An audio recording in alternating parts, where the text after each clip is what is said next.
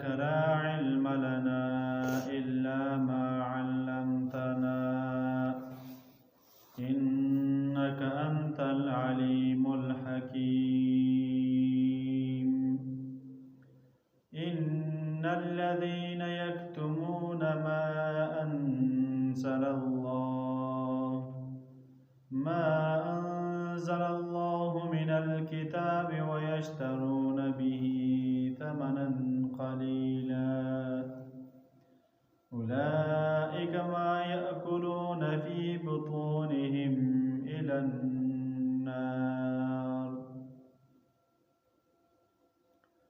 سورة بقرہ شروع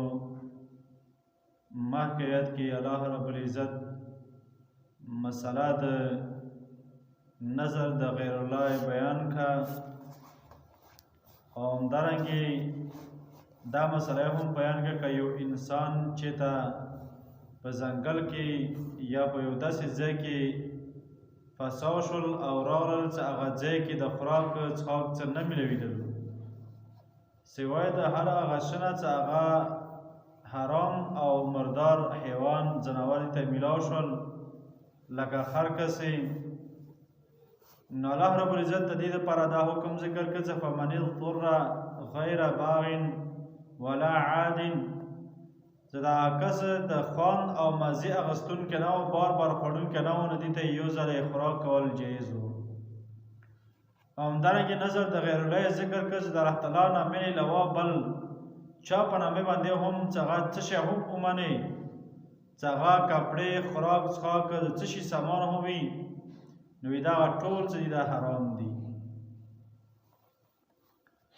او د نن آیات کې کتمان مسله ذکر کیږي چې ان الذين يكتمون ما انزل الله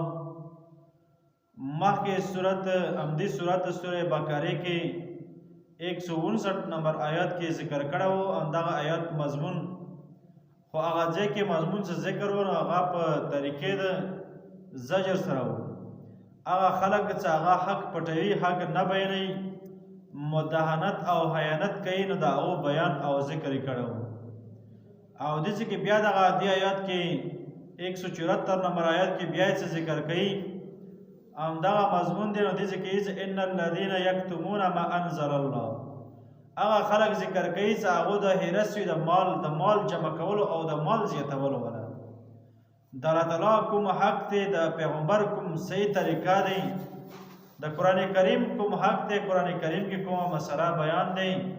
هغه مسله دوی بیانوي نه څه د واجب سره دوی مال سره محبت دی او باندې لګ پیسې د خلکو نه راخلي او دغه جمع کوي ځان لپاره ان الذين يكتمون ما انزل الله یقینا خلق څنګه پټوي د هغه څه کوم نازل کړی دی الله تعالی من الكتاب د کتاب نه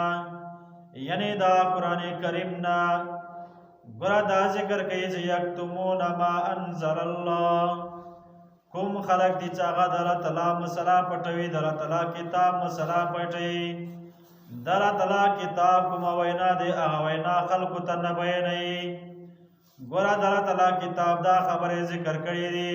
واقیموا الصلاة وآتوا الزکات یرا خلق ته ټیک ته منځونه کو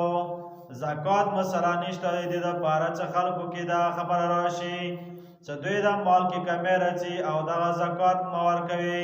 حالانکه الله تعالی چې واقیموا الصلاة وآتوا الزکات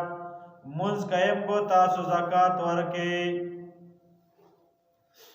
دا چې یو اسانه مسله مو ذکر کړه زکات ورکول ولا خو خلک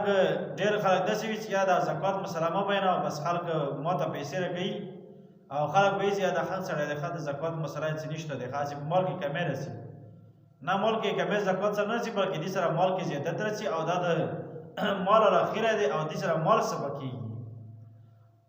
همدارنګه نور ګڼ مسایل دي ځکه دا خلک صحیح طریقې سره عوامو ته نه بیانوي ګوره دا ذمه واره د چا دی ان الذين يكتمون ما انزل الله من الكتاب دا ذمه واره د علماء دي چې دوی به د الله تعالی کتاب خلکو ته بیانوي د الله تعالی قرآن کریم د خلکو ته په صحیح طریقې سره بیانوي او کوم څه قرآن کریم یې هغه خلکو ته ښیي خو دا ذمهواره چې د علماو د علما خپله ذمهواره صحیح طریقې سره نه کوي. یهودو کې علماو ناغو و تورات علماو ناغو ته کول څه کلام څه مسله ورته راوړله نو خلکو ته بیا پیسې واغوستلې او بیا به خلکو ته صحیح مسله نه بیانوله. وی دا کس تاسو باره کې دا مسله دی او دا د الله تعالی کتاب آیتونه دي حکم حق او صحیح طریقې سره د الله تعالی کتاب کې هغه مسله به خلکو ته نه بیانوله. نو دوی باندې بیا الله تعالی غضبونه راوستل او دې زمانه کې چې څوک د الله تعالی کتاب مسله پټوي نو الله تعالی به د دوی باندې عذاب راولي په دنیا کې هم او مر نه پسته هم. حدیث کې رسول الله مبارک فرمایي وی کوم سړی کوم عالم چې صحیح بیان ونکړه او خلی بند کا چې دا د الله تعالی حکم ماتېږي د پیغمبر طریقه ماتېږي ناجایز کار دی حرام دی وی خلی بند کړي نو قیامت ورځ دوی ته د اور راوږي واچولی شي د اور ټوکري به ته واچولی شي چې تاسو دنیا کې هم خلی بند وي نو به دا قیامت ورځ هم تاسو خلی بند وي بس داسې وو. ما انزل الله من الكتاب اغا څه کوم نازل کړي دی الله تعالی د کتاب نه یعنی مسائل د کتاب د قران کریم ولا ويشترون به ثمنا قليلا او خري دوی د خلقنا یا ورکوي دوی د لغنه قیمت په آیتونو د الله تعالی باندې اولئک ما یاکلون فی بطونهم دا خلق دي چې نه چوي دی خپل خېټو ته نخري دوی په خپل خلو او خېټو ته الى النار مغرور.